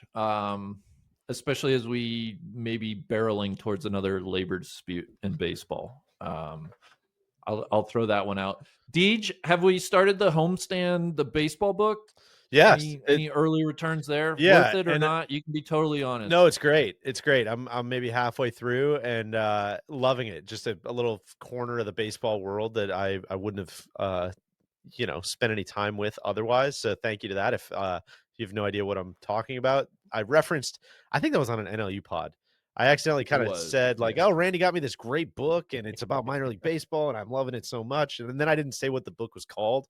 So I got like 50 emails from people like, hey, what was that book that you're talking? I'm like, I should have mentioned that. Homestand is the name of the book. Check it out. It's very, very good. Deej, did we properly eulogize the 2025 Brewers? Is there I don't think we had an ep since the NLCS. I know it was an extremely fun summer. I'm not. This is not me asking to dunk. I'm not trying to dunk. No, I get it. They're very. There's room for applause. There's room for dunks. There's room for all of it. I would say, you said that over under coming into the year is 82.5, and they won 97 games or something like that. Best record in baseball. It's just kind of the season you didn't really see coming. This was not really supposed to be like the year. A lot of guys that took the leap. Some of that, I mean, Bryce Terang, I think, is a good example of some of people doing that with bat speed. A lot of the stuff that you're talking about. You had the whole Miz saga that was a delight. You had all the Euchre stuff running like underneath all of that throughout the whole year. Yelich with a really fun summer. I mean, it just led to the most memorable year of watching baseball that I think I've had, certainly since 2005 and watching the White Sox win the World Series. But yeah, a lot of that just kind of turned into a pumpkin in that NLCS. When I said this earlier, it just looked like two different teams playing two different sports. Yelich kind of turned into a pumpkin. Nobody else could really get it out of the infield. The approach changed against Yamamoto for sure in that game 2, where it was like, no patience, no kind of Brewers approach at the plate. Instead, it was like trying to ambush, trying to jump on it, and suddenly the guy's thrown 93 pitches as we go into the 9th inning. it was just it was just tough, man. It was tough to see it end that way, but a little bit of a Dr. Seuss don't cry because it's over sort of situation. So going into next year, the good news, I think literally everybody's back except for Reese Hoskins, maybe, who has kind of some big outsized mutual option, but And Woodruff, right? Isn't Woodruff? and Woodruff, yeah, I got to figure out what to do with him, but he, again, that was I didn't even mention that, but going into the playoffs, that was a massive piece you're kind of relying on and didn't have. I didn't mention it, but the Cubs series was like absolute electricity. Game 1, I was like sick to my stomach walking into that stadium of just like, oh God, I've seen this the last couple of years. How is this going to go? Like, they're going to get absolutely big Which your Cubs here. hatred has to outlast your sure. Brewers fandom. For Like sure. that's double down. For sure. Yes. And it was just the way that game started with like the 3 consecutive doubles on 3 pitches. Like, it was just pandemonium inside the stadium. It was so freaking fun. And then the nerves of like that going to game 5 was horrible. So we got to watch that one together at Sweetens at the Birdhouse, which was really fun.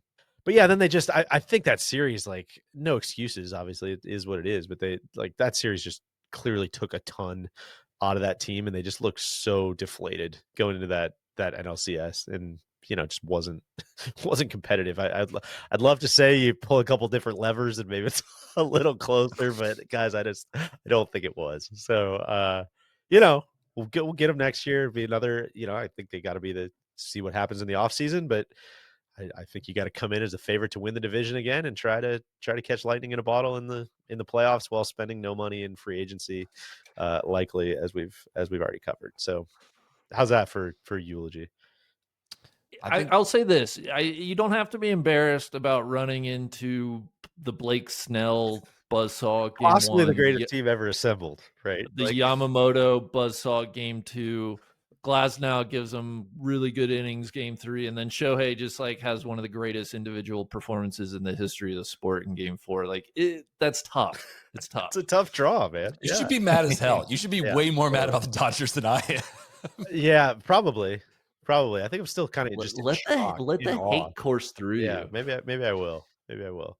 I think it's also fair. I mean, like, I would kill for a 97 win team, and that has to be so fun to follow all year long. But I think there is a case to be had of the Brewers were a built for 162 team. Like, they obviously played that race about as perfect, like, too good. Their season like wrapped up, the important games wrapped up well before the end of September. Yet a team that, like, if I was the Phillies or Dodgers, I wouldn't feel overly threatened by. Like, you're gonna have them outgunned in a shorter series. That's a reality of, like, that's kind of best case scenario of what you can hope for out of a small market team, right? Yeah. It's like, no, I think that's where I'm kind of like, yeah, that's again where I'm like, yeah, it's not like it was a couple bounces away. Right. It was like you kind of just overachieved in every possible department until you kind of ran into the big bad boss at the end, and it kind of went the way that it felt like it was supposed to go, to be honest. So and again, that's like credit to the Blue Jays, who are constructed. I keep catching myself, like, they play similar baseball. I guess they're not like constructed similarly. They do have a lot more kind of horses in the back, but it's I don't know. It's much more to take away from it, I'm sure, but it's hell of a season, guys. The winner of the annual title of wins per dollar spent, the most efficient wins per dollar spent, which you should fly that. But I don't know if there's an American Family Insurance Park, if there's any space in the rafters for that one, but I think anytime you can win that award and then also the award for most wins is like, that's pretty good. It's pretty good. That's very true. That's very true. Right. So very true. Yeah, I don't know, man. It's an exciting year, and I'm just, I want to hopefully I don't know, just stay optimistic that maybe we don't get it entirely wiped out 2027, because otherwise that's going to put a little bit of if we've got no good news or nothing to really hope for, I think that's going to put a little bit of a sour taste in the year, all of next year too. Dumb question. Do they get a year of service for that year? I don't know. I was thinking that too. And yeah, it might matter if it's a lockout or a strike, maybe. because I know in 94 it was a player strike. So I don't know how that distinction affects things like that. Yeah. But guys, we got a lot of time to worry about that. We'll put a bow on this 2025 season. I had a ton of fun. I think we'll have to get together at least once over the off season just to talk some hot stove and things like that. But we'll definitely come back next spring. Hope springs eternal. It'll be a short 5 months until we're playing baseball again. So Final appreciate question everything. for Deej. Real quick, Yeah. final question: are you nervous about Tito coming for Pat Murphy's Manager of the Year title? Tito's named a finalist with Murphy. I mean, I think with Murphy winning it last year, I am maybe rooting for Tito to win it because of how pissed off you would be about it. I think that would be the cherry on the top. That it's a great year is if your most hated manager wins, just gets recognized for being the great man that he is. I would ride for that. I think even above Pat Murphy. I see where you're coming from, guys. I love talking ball. If you can't tell, I don't want this episode to end because I love talking ball with you guys. This does mark the end of the season. It's the best. It's the best. Thank you to AJ Ellis. Thank you to Clayton Kershaw. Thank And you to DJ for arranging that. That was great. No, I did Thank not you to do Mr. anything. That was Kai. all AJ. Thank you to our sponsors, ServPro, Rowback, and FanDuel. And boys, until next time, immensely enjoyed it. Cheers. Crack on. Post-show disclaimer: must be 21 and present in select states for Kansas in affiliation with Kansas Star Casino, or 18 and older and present in DC, Kentucky, or Wyoming. Gambling problem? Call 1-800-GAMBLER. Visit rg-help.com. Call 1-888-789-7777 or visit ccpg.org/chat in Connecticut. Visit mdgamblinghelp.org in Maryland. Hope is here. Visit gamblinghelplinema.org or call 800-327-5050 for 24/7 support in Massachusetts, or call 1-877-8-HOPE-NY or text HOPE-NY in New York.